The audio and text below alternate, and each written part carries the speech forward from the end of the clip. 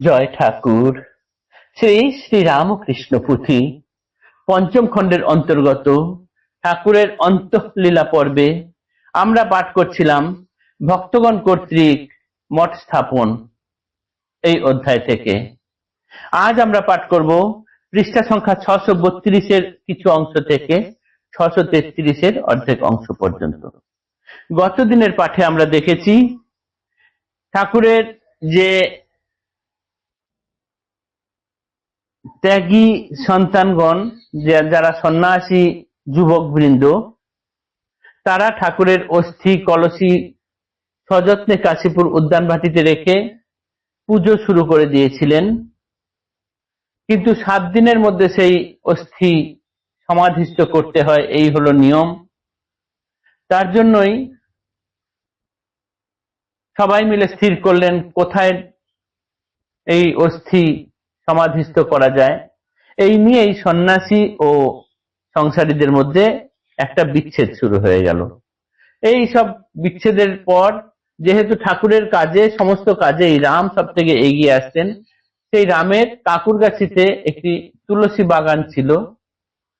উনি বললেন, ওই তুলসী বাগান যতটা অংশ আছে সবটা আমি ঠাকুরের এই সমাধি, অস্থি সমাধি করার জন্য লিখে দেব, এবং এই যারা সন্ন্যাসী যুবক বৃন্দ তারা যদি ওইখানে থাকতে চায়, একটি ঘর আছে, সেটিও আমি ঠাকুরের নামে লিখে দেব।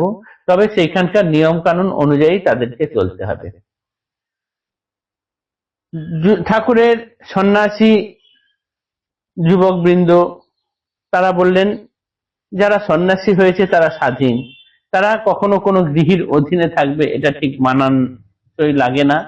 আর ঠাকুর পছন্দ করতেন গঙ্গার তীরে থাকতে, তাই গঙ্গার তীরে কোনো একটা জায়গা খুঁজে দেওয়া হোক, সেখানে আমরা চলে যাব, তাকে নিয়ে থাকবো। কিন্তু রাম বললেন, গঙ্গার তীরে জায়গা কিনবে আমার একা এত টাকা কোথায় পাবো? তিনি সেটা জোগাড় করতে পারলেন না। আর তাই অনেক, যেহেতু ঠাকুরের সন্ন্যাসীরা অল্প বয়স্ক সন্ন্যাসী যুবক বৃন্দরা, তাই তাদেরকে একটু বুঝিয়ে বাঁচিয়ে তারপরে ওই কাকুরগাছিতে ঠাকুরের পুত অস্থি সমাধি করারই স্থির করলেন। এবং 6 দিনের মাথায় সেই অস্থি রাম হাতে পেলেন, যাকে নিয়ে এই 6 দিন ধরে তুমুল সংগ্রাম চলছিল। নির্ধারিত দিন সকালবেলায় একদম সকলে মিলে নাম সংকীর্তন করতে করতে সেখানে গিয়ে তারপর সমাধিস্থ করা হয়। সমাধি করার পর সেখানে বেদিও করা হয়। সেই বেদিতে পুথিকার বলছেন অদ্যাবধি সেখানে পুজো পাঠ উৎসব আদি যা হওয়ার হয়ে আসছে। এই অবধি আমরা গতকাল পাঠ করেছিলাম। আজ আমরা তার পরের অংশ পড়ব, দেখব ঠাকুরের এই ত্যাগী যুবকবৃন্দ কে কে কি নামে পরিচিত হলেন। সমাধির পরে,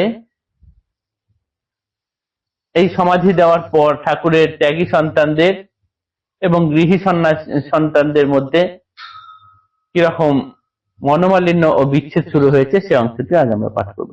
সমাধির পরে নানা ঘটনার জন্য রামে সন্ন্যাসীতে হয় মনেরও মালিন্য, নাহি হয় রাজি তারা থাকিতে এখানে, কর্তৃত্ব অভিমানী রাম তাহার অধীনে, প্রভুর কৌশল কিবা শুনো অতঃপরে, সুরেন্দ্র প্রভুর ভক্ত বহু অর্থ ঘরে, শ্রী নরেন্দ্রজি তেহ কন সঙ্গোপনে, মঠ বানাইব যদি থাকো সেইখানে, এত বলি গঙ্গা তীরে বরাহনগরে, মঠের পত্তন কইলা ভাড়াটিয়া ঘরে, অতি পরিসর বাড়ি উত্তর দক্ষিণে, মুন্সিদের ভাঙ্গা বাড়ি সাধারণে জানে, শ্রীপ্রভুর ব্যবহৃত দ্রব্যাদি সকল, শয্যা বস্ত্র পাদুকাদি হুক্কা সহনল, সাজাইয়া যথাস্থানে যত্ন সহকারে, শ্রীমূর্তি সহিত শশী নিত্য সেবা করে, এক্ষণে সন্ন্যাসীগণ হেথা এইবার,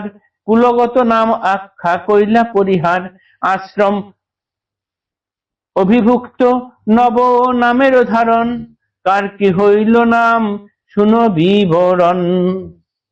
এই ঠাকুরের পুত অস্থি কাকুরগাছি রামের তুলসী বাগানে সমাধিস্থ হওয়ার পর থেকে রামের সঙ্গে এই সন্ন্যাসী সন্তানদের বিভিন্ন বিষয়ে মনের মালিন্য হতে থাকে, তাদের মনোমালিন্য হয়। কেননা রাম হচ্ছে একজন খুব আত্ম অভিমানী, কর্তৃত্ব অভিমানী লোক, তার সঙ্গে একসাথে মানিয়ে চলা সন্ন্যাসী যুবকবৃন্দদের একটু অসুবিধাই হয়। তাই এই সময় ঠাকুর কি খেলা খেলালেন, তাই বলছেন পুথিকার, প্রভুর কৌশল কিবা শুনো অতঃপরে, সুরেন্দ্র প্রভুর ভক্ত বহু অর্থ ধরে, শ্রীনরেন্দ্রজিকে তেহ পণ সঙ্গোপনে, মঠ বানাইব যদি থাকো সেইখানে। এইদিকে সন্ন্যাসী যুবকবৃন্দ মঠ বানাবেন বলে রামকে বলেছিলেন, রাম অত টাকা জোগাড় করতে পারবেন না, কিন্তু এইখানে সুরেন্দ্র এসে নিজে থেকে বললেন, তার তো টাকা পয়সার অভাব নেই, সে নিজে থেকে নরেন্দ্রকে এসে চুপি চুপি বলছেন, আমি যদি একটা গঙ্গার ধারে কোন এক জায়গায় জায়গা কিনে মঠ বানিয়ে দিই, থাকবে সেখানে? এটা তো সকলেই রাজি হয়ে যায়। তারপরেই বরানগরে মুন্সিদের যে একটা ভাঙা বাড়ি ছিল, যেটা উত্তর দক্ষিণে বেশ বড়, সবাই মুন্সিদের ভাঙা বাড়ি বলে জানে, যেটা আমরা বরানগর মঠ বলে বর্তমানে জানি, সেই ভাঙা বাড়িটি তিনি কিনে নিলেন ঠাকুরের নামে, এবং সেখানেই সমস্ত কিছু ঠাকুরের ব্যবহৃত দ্রব্যাদি তুলে নিয়ে আসা হলো। ঠাকুরের শয্যা, বস্ত্র, পাদুকাদি, নল সহ হুকা সবকিছু এনে এখানে সাজিয়ে গুছিয়ে রাখা হলো, এবং শশী সেখানে নিত্য সেবা শুরু করলেন। এরপরে ঠাকুরের ত্যাগী সন্তানগণ তাদের বাড়ির, তাদের কুলগত নাম ত্যাগ করলেন, করে তারা নিজ নিজ নামে পরিচিত হলেন। গোটা বিশ্ব যাদেরকে পরবর্তীকালে সেই নামেই চেনেন। এখানে নরেন্দ্রজি স্বামী বিবেকানন্দ, রাখালজি স্বামী ব্রহ্মানন্দ, যোগিনজি স্বামী যোগানন্দ, নিত্য নিরঞ্জনানন্দজি স্বামী নিরঞ্জনানন্দ, বাবুরামজি স্বামী প্রেমানন্দ, শশীজি স্বামী শ্রী রামকৃষ্ণানন্দ, শরৎজি স্বামী শারদানন্দ, লাট্টুজি স্বামী অদ্ভুতানন্দ, কালীজি স্বামী অভেদানন্দ, তারকজি স্বামী শিবানন্দ, এবং মুরব্বী শ্রী গোপালজি উনি নাম নিলেন স্বামী অদ্বৈতানন্দ। এইরকম ভাবে 11 জন তাদের নিজস্ব কুলগত নাম ত্যাগ করে সন্ন্যাসী নামে পরিচিত হলেন গোটা বিশ্বে পরবর্তীকালে। এই সব পূজ্যপাদ সন্ন্যাসিনী কর, প্রভুর কৃপায় তেজ পুঞ্জ কলেবর, সার করি প্রভু পদ বিসর্জিয়া সব, রটিতে লাগিল প্রভু মাহাত্ম গৌরব, আরাধ্য বিবেকানন্দ বিশেষত একা, অচিরে উড়িল যার যশের পতাকা, ভূখণ্ডের চারিদিকে সাগরের পার, প্রভুর মাহাত্ম গীতি করিয়া প্রচার, বেলুরে তুলিয়া মঠ জাহ্নবীর তীর, মনোহর শ্রী প্রভুর দ্বিতল মন্দির, কীর্তিস্তম্ভ স্বামীজির অতুল ভুবনে, সাগরান্ত দেশে চেলা বিদেশে মার্কিনে, বারে বারে বন্দি আমি তাহারও চরণ, ভুবন বিজয় খ্যাতি পুণ্য দর্শন, অনুকরণীয় ভাবে পবিত্র চরিত, শত প্রকৃতিতে জৈব ভাব বিবর্জিত, বিজিত ইন্দ্রিয় মন অকলঙ্ক তনু, মাগি রাম কৃষ্ণ ভক্তি সহ পদ রেণু। এই সব পূজ্যপাঠ সন্ন্যাসীরা এরপরে তাদের নিজস্ব শখ আহ্লাদ সমস্ত কিছু বিসর্জন দিয়ে শ্রী শ্রী ঠাকুর রামকৃষ্ণ দেবের মাহাত্ম গৌরব বিভিন্ন স্থানে বিভিন্ন জায়গায় ছড়াতে লাগলেন, এবং এদের মধ্যে থেকে স্বামী বিবেকানন্দ একদম প্রথম সারিতে এলেন।